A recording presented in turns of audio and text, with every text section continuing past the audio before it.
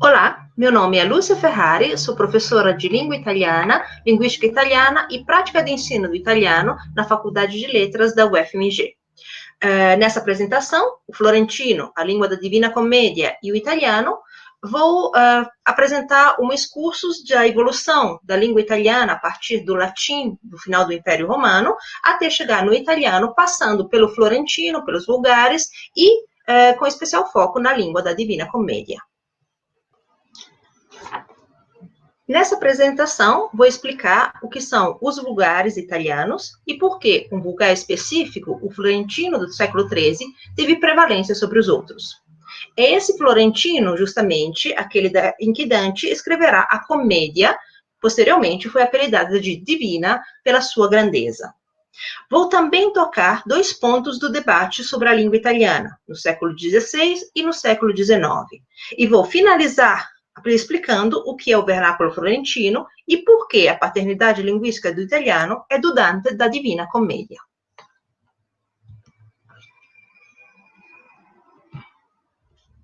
Minha apresentação vai começar com alguns esclarecimentos terminológicos. Quando falamos de dialeto, temos duas grandes definições. Então, segundo a primeira, o dialeto pode ser a variedade de uma língua. E assim temos o dialeto mineiro, o dialeto carioca, aquele pernambucano. E todos esses dialetos são as variedades do português brasileiro, que é a língua falada e compreendida por todos. Então, o dialeto apresenta, em relação a essa língua, sobretudo diferença em termos de léxico, de pronúncia, às vezes, algumas poucas diferenças morfológicas ou sintáticas. Já na segunda definição de dialeto, o dialeto seria um idioma local, com o seu sistema linguístico próprio. Quando eu falo de sistema linguístico, quero dizer que é uma língua em todos os seus aspectos, e que não possui o estatuto de língua justamente porque não tem autonomia em relação àquela que é socialmente ou politicamente dominante, reconhecida como oficial. É essa última definição aquela que se aplica aos dialetos italianos, que são línguas diferentes umas das outras, e são diferentes muito do próprio italiano, que é a língua oficial. Então, no caso do italiano, a primeira definição de dialeto, aquela de variedade linguística, se aplica não aos dialetos italianos em relação à língua italiana, mas em relação aos dialetos italianos e em relação ao latim, do qual quase todos esses dialetos derivam. Então, vamos começar nosso percurso voltando lá atrás, ainda com o latim. Quando se fala de latim, muitas vezes se esquece que a história da antiga Roma cobre mais de 10 séculos, do século VIII a.C. até o século V depois de Cristo. Então, o latim, como todas as línguas, mudou e evoluiu e muito nesse período. O latim que é estudado hoje e que nas quais foram escritas as grandes obras é o latim, aquele que se fixou como modelo, é o latim clássico, aquele dos séculos I a.C. até mais ou menos o I após Cristo. Então, já nessa época, então, esse é do latim clássico, ou latim áureo, o latim escrito, e ainda mais depois, o latim escrito começa a apresentar sempre as maiores diferenças, o latim falado, desculpem, apresenta sempre maiores diferenças em relação ao latim escrito. Por quê? Porque o latim escrito, como toda linguagem escrita, tende a ser conservadora, enquanto a fala é algo vivo e, por definição, inovadora. No final do Império, esses dois latins são bem diferentes, mas se influenciam reciprocamente. Lembramos que o Império Romano cobria praticamente toda a Europa mediterrânea e parte da Europa continental. Então, podem ser percebidos fenômenos de substrato. Substrato é a influência das línguas dos povos que habitavam os vários territórios do Império antes de serem subjugados pelos romanos. E vários fenômenos de superstrato, que é a influência das línguas das populações barbáricas que foram invadindo o Império Romano a partir do século IV e V.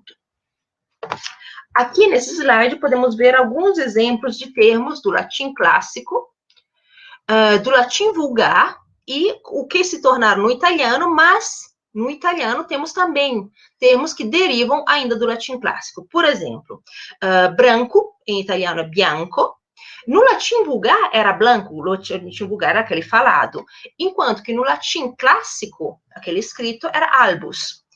Mas não é que se perdeu esse termo albus, porque em italiano temos o adjetivo albino. O termo guerra em italiano, no latim vulgar era guerra, mas no latim clássico era bellum, que passa no italiano no adjetivo bellico. Assim como casa no italiano vem do latim vulgar, casa, mas o latim clássico possui o termo domus, que passa para doméstico. E assim com edere, que é o manducare do latim vulgar, que vira mangiare em italiano, mas existe o termo edibile, que é comestível.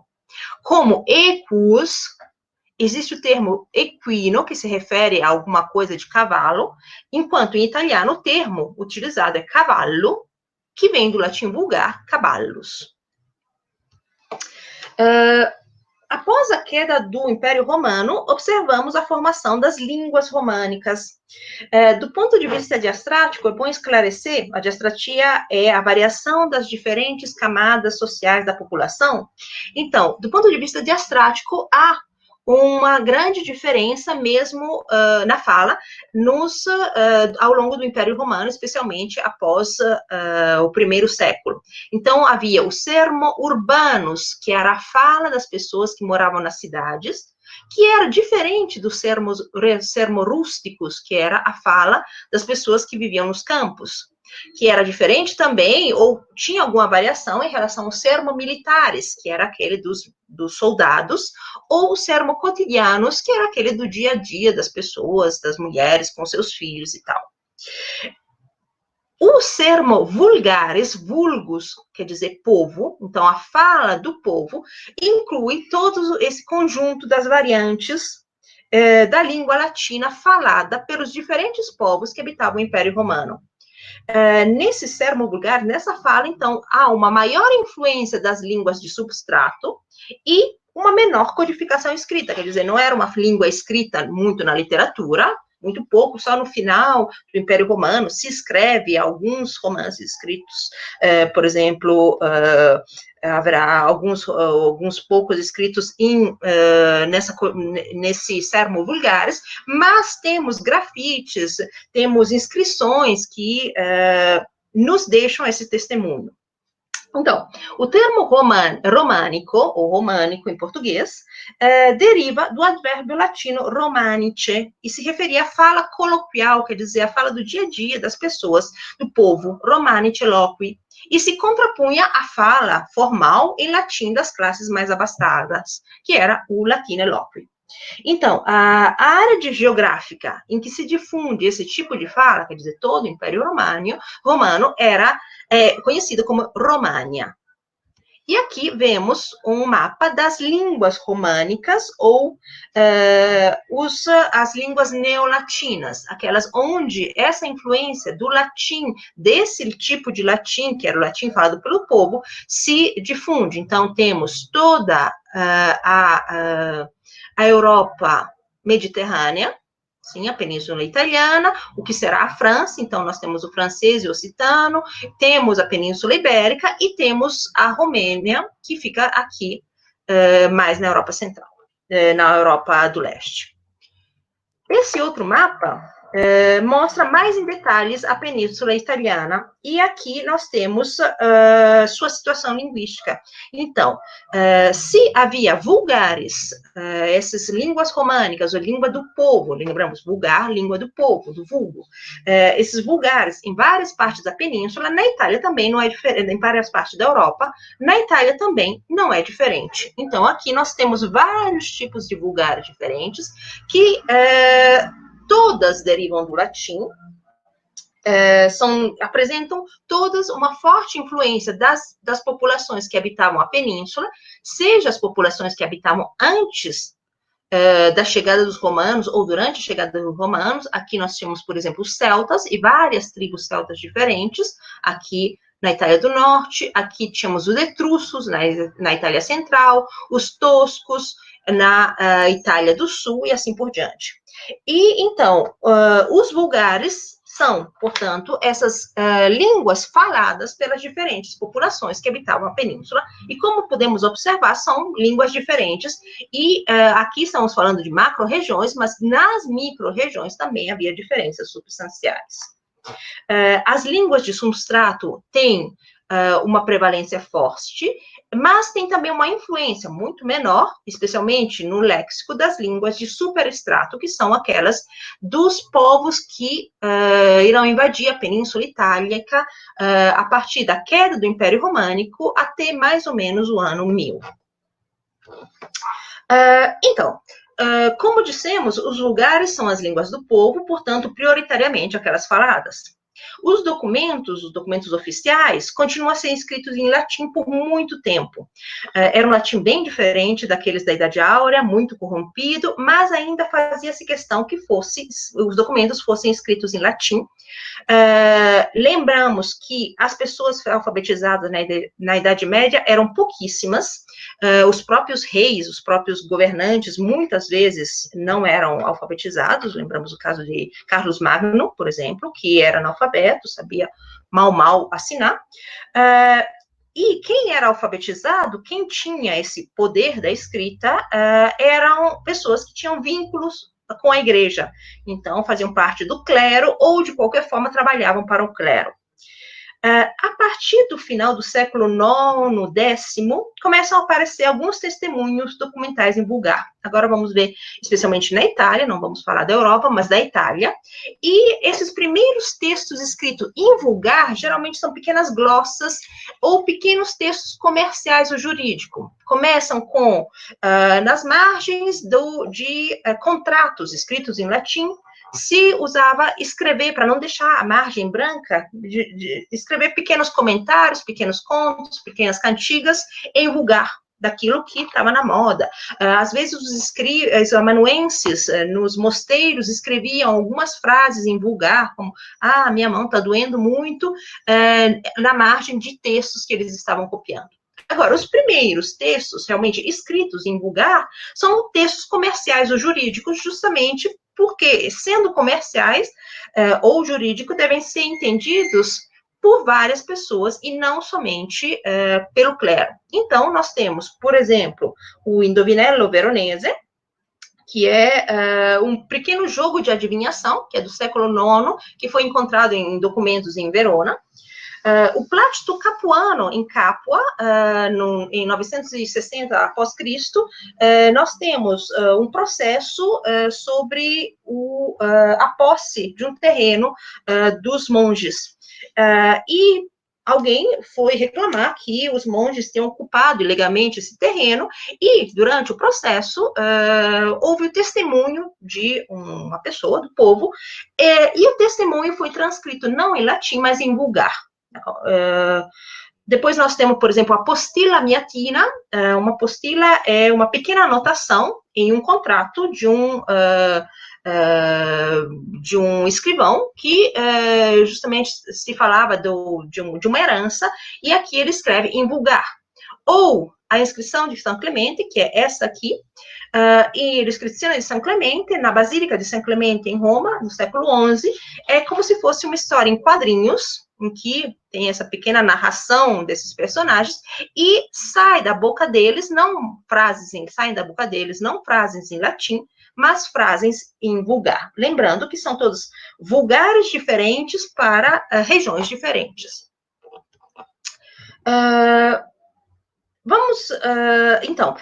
Vamos ver agora, esse mapa mostra bastante bem que a situação política italiana, após o ano 1000, aqui estamos por volta do ano 1300, é muito fragmentada. Então, não havia uma unidade política como acontece, por exemplo, na França, como acontece na Espanha, acontecerá ao longo do tempo na Espanha, na Alemanha e tal. Há uma fragmentação política muito grande, com estados muito diferentes, e o latim continua sendo a língua da alta cultura e da igreja. Mas, a um certo ponto, após o ano 1000, por volta do século XIII, mais ou menos, os escritores começam a optar pelo vulgar para obras literárias. Então, temos, por exemplo, Francesco d'Assisi, que escreve uma oração, o Cântico di Frate Sole, em volgar umbro. Na corte de Federico II di Svevia, no sul da Itália, na Sicília, o imperador decide que deveria ter uma escola cultural, escola não entendida no sentido de escola atual, mas no modelo provençal, que é chamada Escola Siciliana, e nós temos eles utilizam o vulgar siciliano, e temos o exemplo de Jacopo da Lentini, que é o inventor do soneto, por exemplo. Marco Polo, um grande viajante que chegou até a China, quando voltou, contou suas aventuras em vulgar veneziano no livro Un Milione. Bonvesin della Riva escreve um livro que é o precursor da Divina Comédia, porque o livro delle Tre Scritture fala dos 3 reinos do além, então do inferno, do purgatório e do paraíso, em vulgar lombardo. E na Toscana, há um grupo de escritores que decidem cantar o amor à moda provençal, que são os escritores do Dolce Stil Novo, que são Dante, Guinizelli e Cavalcanti. E agora nós vamos falar da situação de Florença. No meio dessas vários exemplos de escrita em vulgar, a um certo ponto, por volta do século XIII ou do século XIV, a situação da Toscana, e especialmente de Florença, muda, teremos a prevalência de um modelo, a prevalência de um estado, que era justamente de uma região, a região da Toscana, em relação a outros. Então, por que há uma grande divisibilidade cultural de Florença nesse período? Em primeiro lugar, há um grande poder econômico, poder mercantil, eram comerciantes, e financeiros, grandes comerciantes se tornarão, a um certo ponto, banqueiros. E, a partir do final do século, entre as várias cidades da Toscana, que estão em luta sempre entre si, prevalecerá a cidade de Florença. Além disso, há uma enorme densidade da cultura escrita na Toscana, e especialmente, de novo, em Florença. Só para se ter uma ideia, 8/9 de todos os manuscritos na Itália no período são toscanos, e 50% desses todos são florentinos. Por quê? São fatores ligados entre si. Em primeiro lugar, há uma grande alfabetização da população, aquela que é chamada escola do ábaco e do algorismo. São os comerciantes, os banqueiros, precisam de pessoas que saibam ler e escrever para viabilizarem seus negócios. Então, uma grande parte da população, essa é uma situação única na Europa, é alfabetizada, e bem alfabetizada. Isso gera uma enorme produção escrita, uma enorme quantidade de produção escrita, e não se escreve mais somente em latim, se escreve muito em vulgar. Então, a escrita na Toscana a escrita na Toscana e a escrita em vulgar na Toscana se torna uma atividade de massa. Então, com um ambiente tão propício em que a cultura, a escrita e a cultura escrita em vulgar é incentivada, nós devemos entender que le tre colonne, quer dizer, as três coroas, os 3 grandes da literatura, Dante Alighieri, Giovanni Boccaccio e Francesco Petrarca, que são considerados os 3 os pais da língua italiana, não são eles as causas do sucesso do vulgar florentino, mas é o contrário, eles são o fruto de uma grande e vasta produção em vulgar. Por quê? Porque em um panorama tão vasto de escritores, tão amplo, em que muita gente escreve, é muito mais provável que, então, com um ambiente propício, com essas oportunidades, é muito mais provável que surjam também personalidades de relevo de um valor intelectual superior. E aqui, então, nós temos esses gênios que têm essa oportunidade de nascer e se desenvolver, graças também ao ambiente propício que a Toscana e a Florença, nesse período histórico, no século XIII, dá a eles. Então, com essas grandes obras, o florentino se torna uma referência literária. Mas, na realidade, essa discussão será uma discussão que acontecerá um pouco de tempo depois. Então, as grandes obras de Dante, Petrarca e Boccaccio são muito importantes, são muito famosas, são muito debatidas, são muito conhecidas.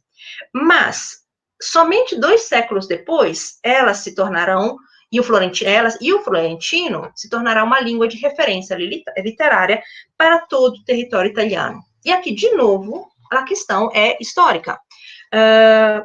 Lembramos, em primeiro lugar, na Itália há uma ausência de um centro de humanidade política, como acontecia em Espanha, França e Portugal.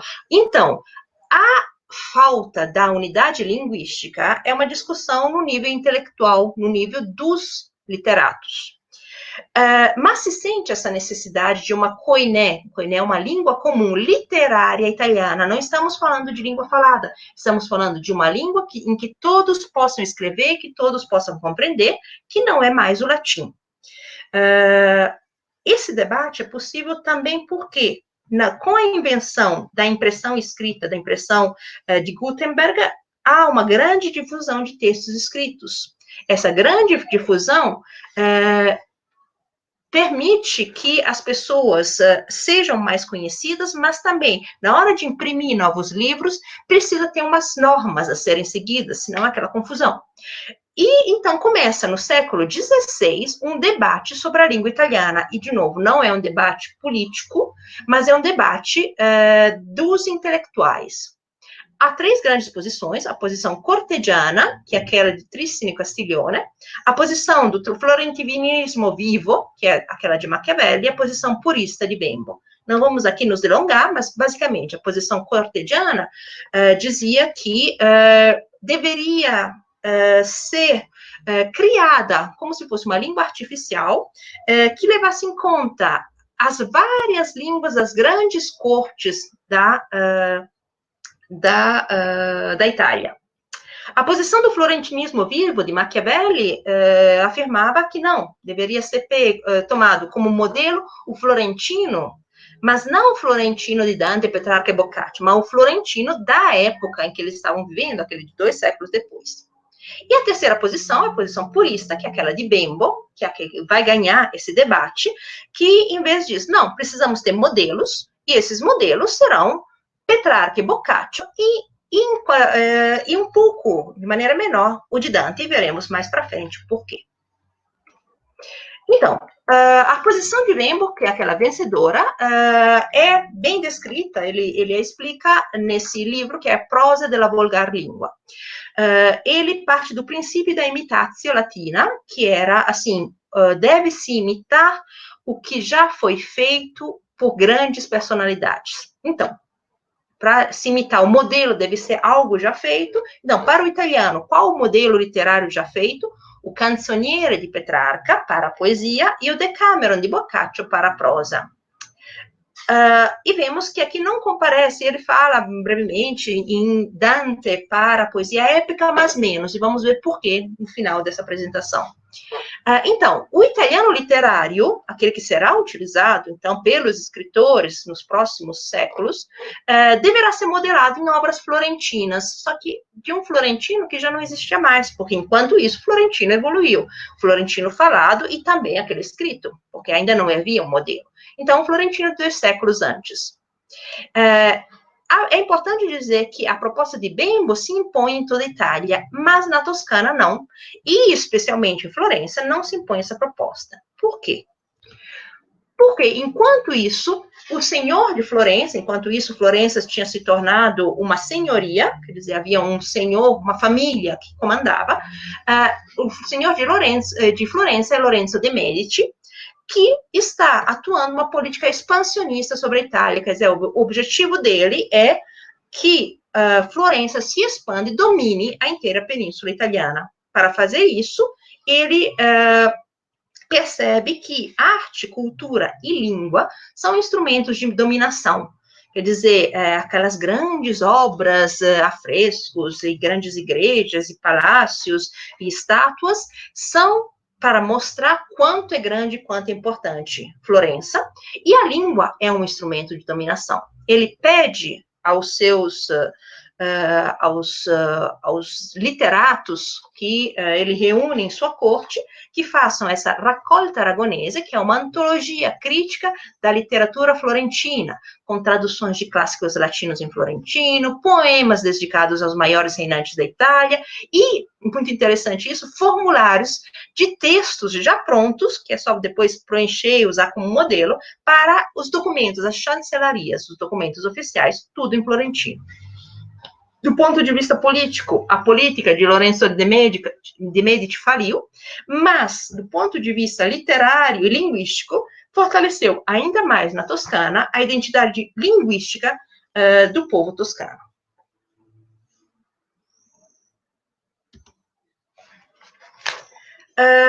Então, vamos ver agora o Florentino Áureo e o Florentino de Prata. Isso é outra diferenciação que é importante.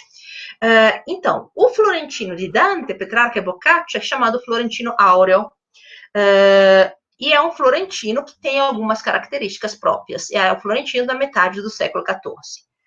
Mas, com o passar do tempo, esse florentino muda, mesmo na escrita. Por quê? Porque não tinha sido tomado como modelo. Então, há várias mudanças de traços linguísticos, e vamos citar só alguns, para o Florentino de Prata, aquele de 2 séculos depois, mas, para o registro mais alto, quer dizer, para aquele escrito, nós temos, por exemplo, na morfologia, haverá mudanças em desinências verbais do indicativo, do subjuntivo e do condicional, mudança nos particípios passados, mudança no sistema de artigos, nos pronomes pessoais, nos numerais, nos possessivos e em vários advérbios. Na fonética aparece um fenômeno tipicamente toscano, que é a gorgia, aquela aspiração das oclusivas não vozeadas em posição fraca, rasa, e a perda do dictongo espontâneo.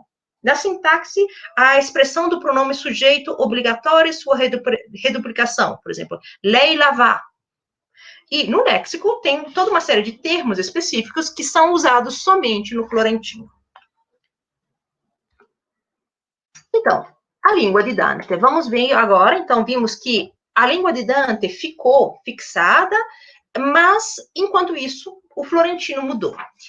Dante, já na sua época, se ocupa de questões da língua. Dante sabia muito bem escrever em vulgar, tanto que escreve um tratado, um ensaio sobre o vulgar em latim. Então, ele escreve esse tratado sobre o vulgar em latim por quê? Porque esse tratado é dirigido a outros intelectuais. Então, o latim era a língua franca, que lhe permitiria o acesso aos intelectuais. Há 2 grandes tratados em que Dante fala sobre a língua. No Convívio, que é um ensaio filosófico-científico, não foi completado, ele fala muito explicitamente sobre a necessidade na Península Italiana de um volgare itálico, quer dizer, de uma língua vulgar, quer dizer, uma língua do povo que seja compartilhada por todos. E no De Vulgare Eloquentia, o vulgar é a língua natural, segundo ele, a locutio primária, a primeira que nós aprendemos, não o latim. O latim é a locutio secundária, quer dizer, aquela que vem depois. E, de novo, ele fala sobre a necessidade de um vulgar comum. E há, porém, é muito interessante, uma forte crítica ao vulgar florentino, que, segundo ele, era muito baixo, era muito primário, tinha sons guturais e tal. É muito interessante isso, por quê? Porque o vulgar ilustre, aquele alto, segundo o próprio Dante, não é aquele da comédia, mas é aquele da lírica que ele utilizou em outra obra dele, que é o Vita Nuova, que era da lírica alta, da lírica de amor, tá? E a língua que o Dante utiliza na Divina Comédia. Então, é uma língua que tem uma variedade enorme de registros, justamente porque a comédia é um grande tratado universal sobre tudo que se sabia na época, do ponto de vista filosófico, teológico, histórico, geográfico. Então, uma língua riquíssima de neologismo, Dante deve criar palavras novas, tecnicismos, ele estuda muito para poder utilizar termos técnicos das várias profissões. Estrangeirismo é muito frequente encontrar trechos inteiros da Divina Comédia com palavras e termos e descrições com o latim, com o provençal e assim por diante. Então, os registros linguísticos e estilísticos são enormes, porque se vai desde os mais baixos, aqueles utilizados no inferno, até os mais altos e áulicos, que são aqueles utilizados no paraíso. Há uma amplitude lexical enorme, dos níveis mais baixos justamente aos mais altos. E aqui entendemos por que Bembo não pegou Dante como modelo? Porque Dante era plurilingüe, ele utilizou um plurilinguismo, quer dizer, essa língua rica que não era o volgare fiorentino puro e simples da época dele, mas era um volgare que pegava emprestado vulgares de outras regiões da Itália, outras línguas europeias, termos técnicos estrangeiros. Então, esse plurilinguismo não poderia ser um modelo a ser imitado segundo aquilo que Bembo estava buscando. E agora, vamos ver brevemente o que é o vernáculo florentino. Só no século XIX, quando haverá toda uma série de guerras para a unificação italiana, a Itália, lembramos, permanece dividida em reinos e ducados e principados diferentes até 1861, com a unificação italiana, e muitos deles eram dominados por estrangeiros. Na primeira metade até a segunda metade do século XIX, há uma série de guerras que levarão à unificação italiana. E Manzoni, que era um intelectual italiano, grande escritor e também grande autor dessa unificação,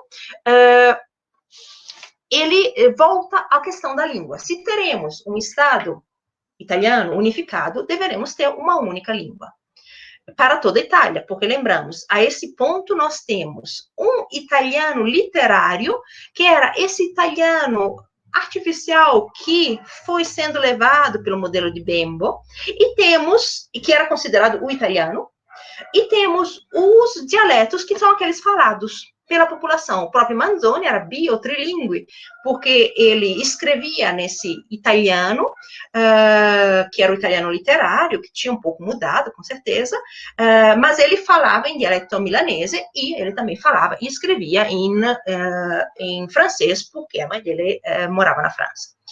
Então, segundo Manzoni, ele propõe esse modelo, que é o do florentino falado na época dele. Então, de novo, voltamos ao modelo de Florença. Ele fala o do risciacquare i panni in Arno. O que é esse enxaguar, né, as roupas no Arno, que é o rio de Florença? O risciacquare i panni in Arno quer dizer que em qualquer obra literária escrita em italiano deveria passar por um período de adaptação ao florentino falar na época, tanto que ele escreve Promessi Sposi, que inicialmente era o Fermo Lucia, e ele vai para Florença morar um tempo e tem como para aprender direito esse florentino da época. O que é o vernáculo, então, ou língua vernacular? O vernáculo é um tipo de fala limitada a uma específica região geográfica e que é aquela utilizada pela população local. Vernáculo e dialeto são a mesma coisa? Não, porque o dialeto pode ser também uma língua literária, como era na época de Manzoni, enquanto que o vernáculo é aquele mais popular e mais local. No caso do italiano, em específico, então, o vernáculo indicará geralmente as variedades toscanas e das regiões centrais da Itália. Por quê? Porque tem uma ligação, então, esse florentino falado, maior com o italiano do que qualquer outro dialeto. Mas isso não quer dizer que seja diretamente responsável pelo italiano, mas tem essa ligação justamente pela história linguística e política da Itália. Então, com Dante, por que se fala que a língua da Divina Comédia é a base do italiano? Porque a comédia é uma compilação do universo da época. Tá?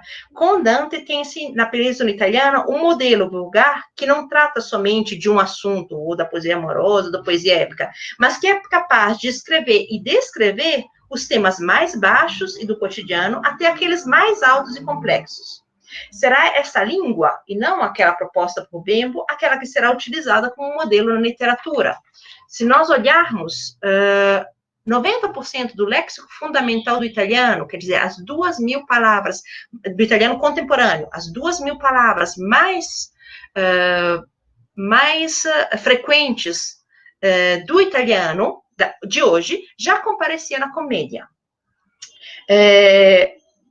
Então, a terminologia e especialidade do léxico intelectual toda começa aqui, com Dante. O léxico intelectual, estamos falando da filosofia, da astronomia, da moral. Na Divina Comédia, nós já encontramos esse léxico que depois poderá ser usado por outros escritores.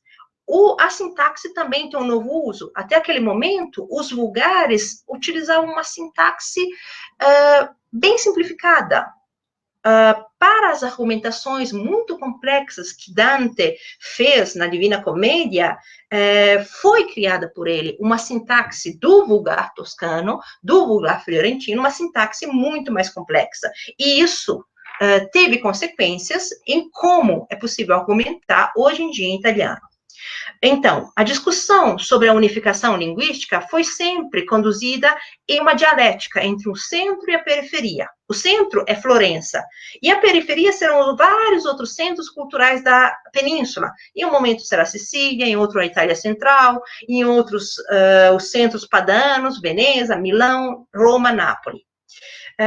Sem dúvida, um lugar privilegiado nesse centro é a obra de Dante, pois a Divina Comédia é, com certeza, um marco histórico do ponto de vista cultural e linguístico para a língua e a literatura italiana. Muito obrigada.